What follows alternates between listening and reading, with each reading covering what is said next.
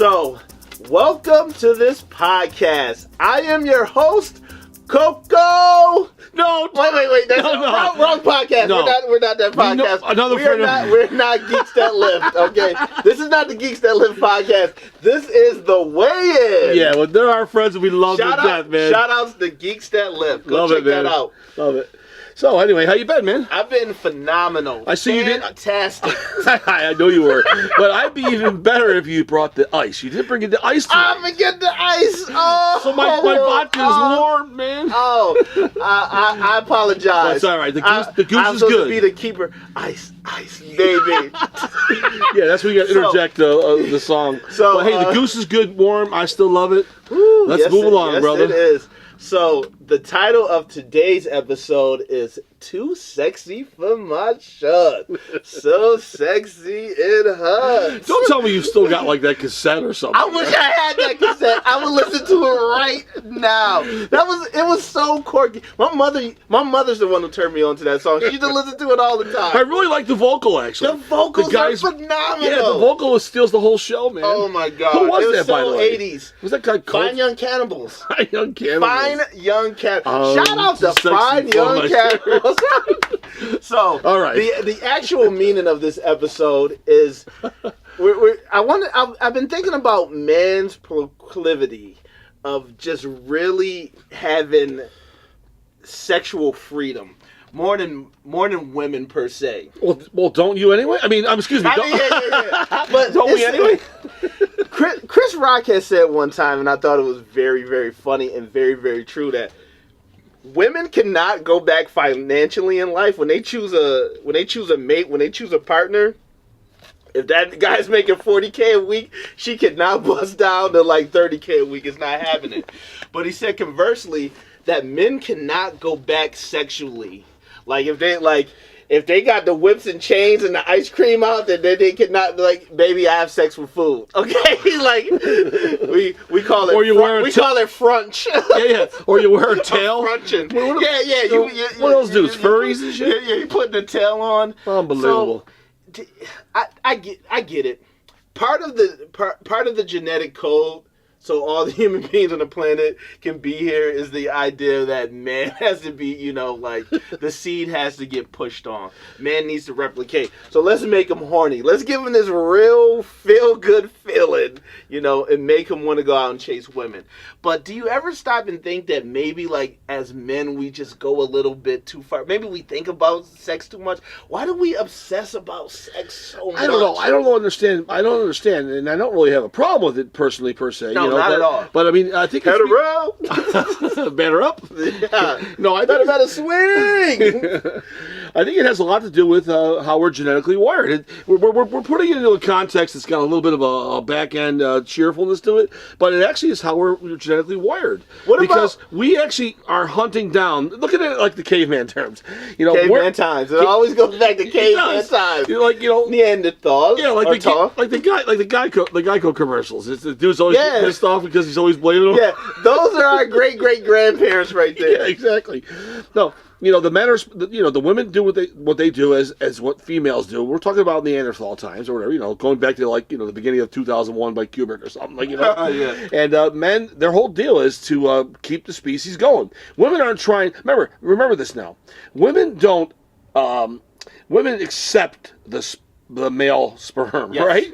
Yes. Where and men, they project the sperm. Yes. So that is a forward-moving thing. So they're almost defensive, where men are almost offensive in their sexuality.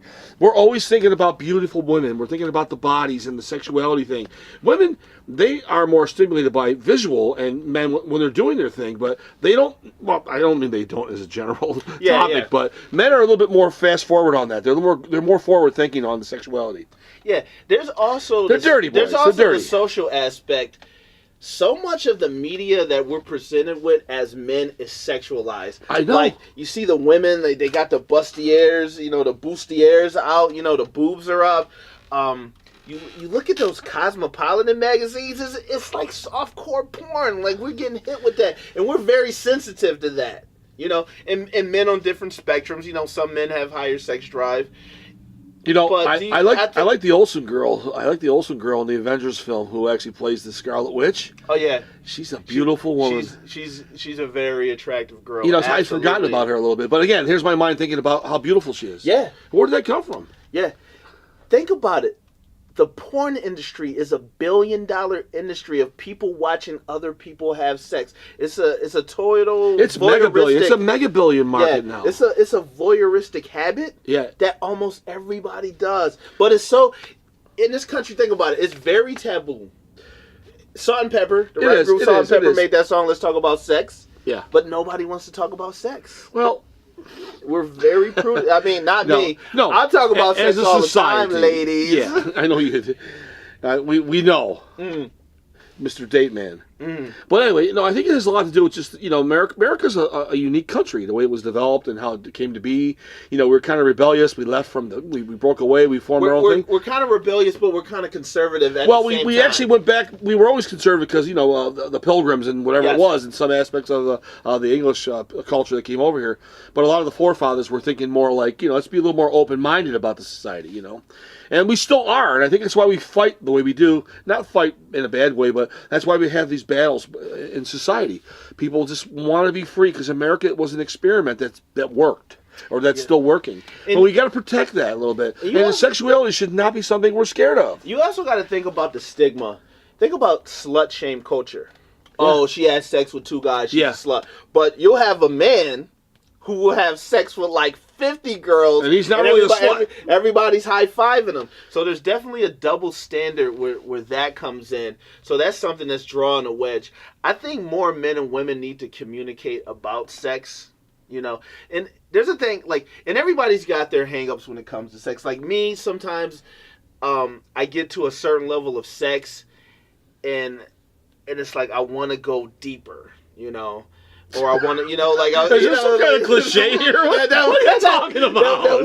That wasn't like I've had more. If you can see my face right now. Yeah, on the outer rim of sexual activity, I've done some things that don't consist of what they would call vanilla sex. Right. That's what I'm saying. Try to tone it down a bit, But also, at the same breath of air, what you're saying is what you just mentioned. Obviously, I'm reiterating. But what I'd like to say that's related to that is the fact that maybe if there was more communication going on, that a lot of these things that do transpire that are related to everything that's available with the world of sexuality would not be as much stigmatized. Yes, no, absolutely. It's like, definitely, just chill the fuck out. You got to realize, just chill out.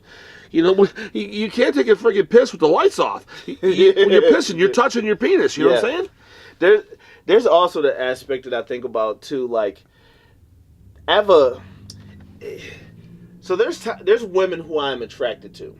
Yes. 24/7. Sure. No matter what. No. Hear me out with this. No, I am hearing you out. But then there are women who there's women who I'm attracted to sexually 24/7. Then there's women who only when I'm horny. When I'm legitimately horny, I'm attracted to. So here's the problem. Listen. I'm listening. So you get with so I got it. You make happy time with the women that that you're only attracted to when you're horny. Sure. So after you've done the deed, they're still there. Now you've lost the attraction. So now there's a level of, I don't really want to hang out with this person. Well, that's an automatic letdown. You were kind of using them. Yeah. And maybe they were using you. They're using you too. They're using you also. Absolutely. But I don't like to find myself in those situations. I like to have sex with people who I'm generally attracted to 24/7, not just like I need to get off right now. I know exactly what you're saying. I know You, and I knew we were going to get a little metaphysical in this episode, and I appreciate that. I really do. Because there is different variations of sex, obviously. There's the I just need to get off type of sex, and there's like the, just constantly connected to your partner kind of sex. Where it's like kind of zen, man. It's a little deep. You get a vibe, Sometimes in the summer that can cause that. You get a little sweat going. You're feeling warm. You're obviously warm from the deed you just did, and but you don't have that postpartum effect. If that's the right terminology. Yeah. You want to be with that person. It's kind of zen. I really believe it's kind of zen. It's definitely sex zen. is a form of like even masturbation, you could say sex is really those things are a form of meditation. Yes. They're not just necessarily about just like I'm too sexy for my shirt. That's right. Because boy, when you pulling the stick, you ain't focused on nothing else. But yeah. Well, sometimes you're at like the NASCAR finalists for the Memorial Day. What do you call it? What's the best NASCAR race on Memorial Day? No, that's in Europe. That's the faster cars. What's the famous one? Indianapolis 500. Yes. On Memorial Day weekend, they do the Indianapolis 500, right? Okay. Sometimes you have sex like the Indianapolis 500. 95, baby. Right. I know that 95. Sometimes you have sex like the Grand Prix. Those are the faster cars. Okay. Right. You see those in Europe and Toronto and stuff like that. And sometimes you have sex in a real pretty car that goes at normal speed. Mm-hmm. So I mean, we all like all variations of the sex, right? Absolutely. But it's magical sometimes. Sometimes the simplest, most unprepared version of having sex is the most amazing. Yeah, and it's funny. I don't know why. I don't know why I use the analogies all the time. No, it's fine. But I do. I dig it. Women, it definitely makes me laugh when I meet a woman who doesn't understand that she is the gatekeeper when it comes to sex. Women are the gatekeepers of sex. Men do not control sex. Women. So men are sort of like the guys on the horses with the lances and they're attacking, and the women are behind the gate. I don't care. That's exactly what we are. I don't care if you're Denzel Washington, Brad Pitt, Leonardo DiCaprio, me. You're in that class? Yes, I am in that class. Shit. Okay? My stroke game. I know. Your game is good. You know what I'm saying? I'm going to learn from this game. The point my wife don't like the idea. I got movies coming out soon. But the point I was trying to make is... Don't ask me to film it because I'm not filming you. You're a director. But I can direct it, but I'm not filming it. Be my Scorsese. But the point I was trying to make is that as men, we are not the gatekeepers, and I don't care what level of alpha male that women you are. Rule the world is what you're saying? Women rule the sexual world. No, they rule the world if you really think about it. They control their men a lot. Is that the reason? But possibly is that the reason why men are rebellious towards their women? It's that they don't like the power struggle. It's that social exchange. Yeah. Men want sex. Women tend to want other things because they just know that they can get the sex. Men know they can get the other things, but they can't get the sex. So it's where we come to barter. Well, like Dormammu, I've come to bargain. Yeah, it's like heal the god of death, the goddess of death in the Thor film. And I will do something a little bit of strange for a piece of change. Okay, but getting back to the topic at hand. God. And I've talked to women. And obviously there are anomalies and there are different sides of the spectrum in everything that we do and everything that we talk about as human beings. So there are women who have very high, sexual, feelings. So they want to go out and do what they have to do and get their, sow their royal seeds, if you will. But it just, by and large, it tends to be men who are more just aggressively looking for sex. And it's sometimes where I'm like, I don't want to think about sex. Oh, you're full of shit. I've never heard that in my life. I see a woman, with a great posture, with a great bosom. Yeah, but can't you think of that just being something beautiful? Does it have to really be about sex? I love women. I'm not a misanthrope. No, I know. I appreciate because you know what's happening here in this episode, which it's still a great episode. I love it. But tell me ways that we can improve on these situations. We're echoing what we sort of know. Maybe a lot of the populace doesn't understand or doesn't really know. We're saying things that people don't want to hear. I'm trying to find the best words of saying this. What's the best way to make this work? I think in today's society, I think we're getting there right now because of where we are in the world right now. I think men need to communicate everything about sex with the women that they're having sex with. I think they need to talk about what they fantasize about, what they would like to do, what they'd watch, what they wouldn't want to do in real life, and just get that dialogue, get that conversation going with your partner, and vice versa with ladies. So even if it's not sex too, because you want to connect more. Yeah. And any level that you connect on in one arena you're gonna find gold in a different part of the arena. Oh, exactly. Exactly. Like if you connect more sexually, then your social life's gonna be better. Correct. If your social life is better, you're gonna connect more sexually. Yeah. If you want to connect the sexuality to the gold aspect of the hunt, right? Let's put it in terms of like searching for things. Yeah. You need the friendly conversational love between a man and a woman, which leads to the gold. Yes. And people are scared about the goal because they're not having the early part of the conversation. I think men lack where they don't have female friends. They need to be around women to better understand women. And and vice versa. I try to be around women as much as I can. I mean, I like to have females working in the store, and I like talk. I find a lot of real good. I get a good charge on creativity when I work around women too. Yeah. Like when I was doing films, or I'm doing things like related to brochures for the store. There's people that I work with. I can't say any names. I don't want to say any names. I don't want nobody to feel embarrassed or anything. But I work well with people that want to think. And sometimes women want to put they have a nice sort of an emotional way to add towards creativity. Where men add, like I'm a male myself, obviously, and I try to be as soft. Are you sweetie? No, I mean we all have a feminine side to us a little bit, So as for creativity, maybe that's my aspect of a little bit more. I show some of my creativity in that sense. I don't really know what the frig I'm even really saying, and I'm still 100%, 150% male. But working with women is a great thing, and people should do it more. Because the whole cycle, you get such a different vibe working around. Say you're at an event or whatever. It's really cool. It just really adds a different vibe. You got to talk to women. Yeah, and I think sort of the sexual taboo of not wanting to talk about sex with a woman that you're not having sex with leads to this idea. I've had guys, and I myself at times I've talked to women and I've been like, I feel like I'm trying to get something from this woman because I'm sexually attracted to her, even though I don't really have plans to hit on her. We need to get out of that bag and get just into enjoy a new talking bag to them, and just enjoy talking to them, even if we're sexually attracted, and be able to separate, from what we feel and what's actually going on. Maybe the word sexuality or sexual attraction could actually have some kind of a sudden, a hidden meaning to it. Not a hidden meaning, but an undertone of what it really means. It doesn't have to be finalized with sex. Yeah. It's just when you feel that great vibe and you're talking to somebody, maybe it's a form of sex, but it doesn't have to be. It should be a different word. Sexuality can be expressed. Yeah. Well, look at. We are running out of time, my friend. That was a phenomenal. I pretty much think we said all we needed to say. That was another phenomenal episode. Yeah. Thank you, everybody, for showing up. Great topic. Thank you very much. Bye.